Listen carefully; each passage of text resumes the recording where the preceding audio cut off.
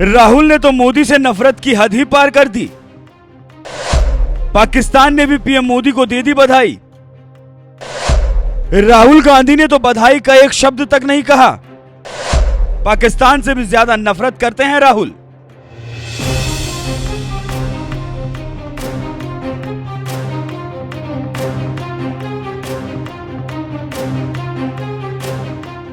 आपको क्या लगता है, लगातार तीसरी बार हिंदुस्तान की सत्ता संभाल रहे प्रधानमंत्री नरेंद्र मोदी से सबसे ज्यादा नफरत कौन करता होगा, पाकिस्तान या फिर राहुल गांधी? आपका सीधा सा जवाब होगा पाकिस्तान, क्योंकि जिस प्रधानमंत्री मोदी के एक इशारे पर देश की सेना ने पाकिस्तान में घुसकर सर्जिकल स्ट्राइक की, एयर स्ट्राइक की और फिर पूरे चुनाव में खुद सीएम योगी ने पाकिस्तान से पीओके लेने की डेडलाइन तक दे दी, वो पाकिस्तान भला मोदी को प्रधानमंत्री पद की शपथ लेने की बधाई क्यों देगा?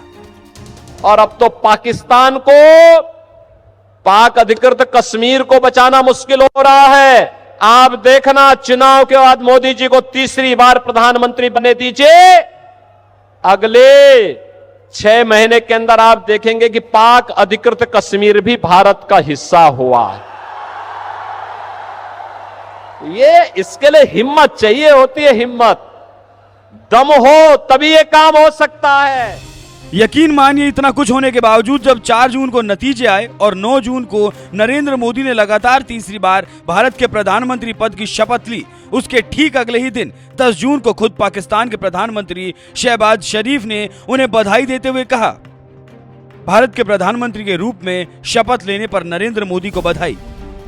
और पीएम मोदी ने भी जवाब में कहा, आपकी शुभकामनाओं के लिए धन्यवाद शहबाज शरीफ। भारत और पाकिस्तान के बीच रिश्तों में कितनी कड़वाहट है, ये बात तो आप जानते ही हैं, लेकिन इसके बावजूद पाकिस्तान के प्रधानमंत्री ने नरेंद्र मोदी को प्रधानमंत्री बनने पर बधाई दी और पीएम मोदी ने भी उन्हें बधाई के लिए धन्यवाद दिया। तो वहीं दूसरी तरफ दशकों तक देश की सत्ता संभालने वाले गांधी परिवार की ओर से प्रधानमंत्री नरेंद्र मोदी को बधाई देने के लिए एक शब्द तक नहीं आया, जबकि राहुल गांधी और उनकी बहन प्रियंका गांधी दोनों ही सोशल मीडिया पर एक्टिव रहते हैं। लेकिन इसके बावजूद न तो राहुल गांधी ने नरेंद्र मोदी को प्रधानमंत्री बनने की बधाई दी और न ही प्रियंका गांधी ने। दोनों नेताओं के व्यवहार से लग रहा है कि उन्हें बात हजम नहीं हो रही कि नरेंद्र मोदी लगातार तीसरी बार प्रधानमंत्री कैसे बन गए। अगर ऐसा नहीं होता तो हमारे देश का लोकतंत्र यही कहता कि चुनाव में भले ही खूब वार पलटवार हुआ हो, लेकिन चुनाव के बाद जीत की बधाई देने की परंपरा भी रही है। लेकिन ये लोकतांत्रिक परंपरा लगता है गांधी परिवार भूल गया। तभी तो उनके इस व्यवहार पर पत्रकार रोमाना इसार खान भी भड़क गई और एक ट्वीट में राहुल गांधी को नसीहत देते हुए कहा, लोकतंत्र लोकलाज से चलता है। इसके बावजूद अगर सदन में नेता विपक्ष की जिम्मेदारी लेने जा रहे राहुल गांधी नरेंद्र मोदी की सरकार को एक बधाई तक नहीं देते तो कौन सी लोकतांत्रिक परंपराओं का पालन कर रहे हैं? क्या मन में कड़वाहट रखकर, राजनीतिक रंजिश पालकर लोकतंत्र मजबूत होगा? ये शब्द किसी बीजेपी नेता के नहीं है, ये शब्द एक पत्रकार के हैं, क्योंकि ये बात वो भी जानती हैं कि चुनावी मैदान में खुद की हार के बावजूद जीतने वाले को बधाई देना ही लोकतांत्रिक परंपरा रही है और इस परंपरा को जो भी निभाए वही असली नेता होता है। इस मामले में तो नरेंद्र मोदी से राहुल गांधी की कोई तुलना की ही नहीं जा सकती, क्योंकि जब कर्नाटक में कांग्रेस सरकार बनी तो उस वक्त बीजेपी के चुनाव हारने के बावजूद पीएम मोदी ने कांग्रेसी नेता सिद्धरामैया को मुख्यमंत्री पद संभालने पर बधाई दी। जब हिमाचल में बीजेपी को हराकर कांग्रेस सत्ता में आई उस वक्त भी पीएम मोदी ने चुनावी कड़वाहट भुलाकर सीएम सुक्खू को मुख्यमंत्री पद संभालने पर बधाई दी। यकीन नहीं तो ट्वीट देख लीजिए। इतना ही नहीं, पिछले साल दिसंबर में जब कांग्रेस ने तेलंगाना में सरकार बनाई और रेवंत रेड्डी मुख्यमंत्री बने, उस वक्त भी पीएम मोदी ने उन्हें मुख्यमंत्री पद संभालने के लिए बधाई दी थी। ये तमाम उदाहरण बता रहे हैं कि चुनावों में भले ही मोदी कांग्रेस को लताड़ते रहे हों, लेकिन इसके बावजूद चुनाव खत्म होने के बाद कांग्रेस को सत्ता संभालने के लिए बधाई देना नहीं भूलते। तो वहीं दूसरी तरफ राहुल गांधी हैं, जिन्हें लोकतांत्रिक परंपराओं का शायद पा भी नहीं पता, इसीलिए नरेंद्र मोदी के प्रधानमंत्री पद के शपथ लेने के बावजूद उन्हें बधाई नहीं दी। राहुल गांधी के इस व्यवहार को लेकर आपका क्या कहना है? अपनी राय हमें कमेंट कर जरूर बताएं। साथ ही जीत के बावजूद पीएम मोदी ने विपक्षी सांसदों के लिए क्या कुछ कहा, आइए आपको सुनाते हैं।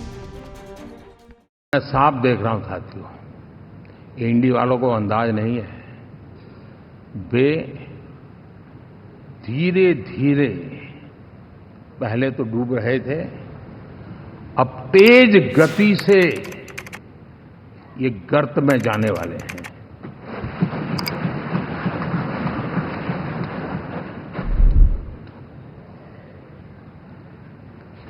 साथियों,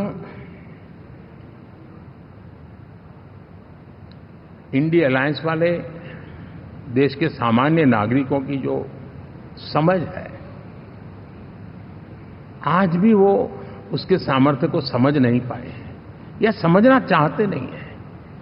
भारत के सामान्य व्यक्ति की भी एक समझ है, और जो जमीन से जुड़ा रहता है ना, वो समझ को छूता है, समझता है, पहचानता है, वो वहां नहीं है।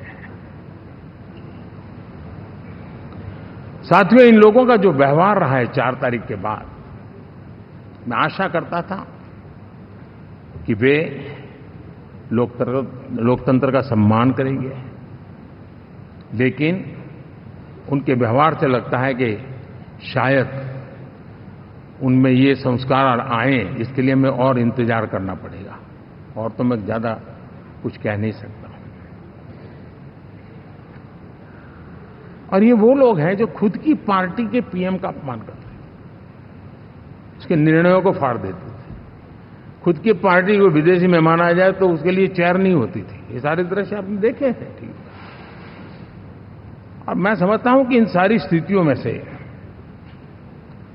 हम लोकतंत्र की मजबूती और जनता जनार्दन के प्रति आस्था, इसको हम, साथियों, लोकतंत्र हमें सबका सम्मान करना सिखाती है। विपक्ष में भी जो सांसद जीत करके आए हैं, मैं उनको भी बधाई देता हूं।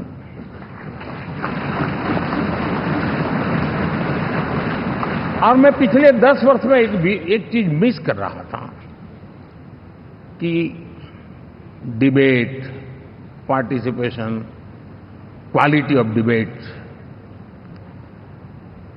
मैं मिस कर रहा हूं। लेकिन मैं आशा करता हूं कि अब इस नया जो सदन बना है, वो कमी मुझे खलेगी नहीं। शायद हमारे साथी भी राष्ट्रहित की नीयत के साथ सदन में आएंगे, और भले वो विपक्ष में बैठे होंगे, लेकिन राष्ट्र के विपक्ष में नहीं है, हमारे विपक्ष में है। राष्ट्र में तो हम सब एक ही दिशा में हैं।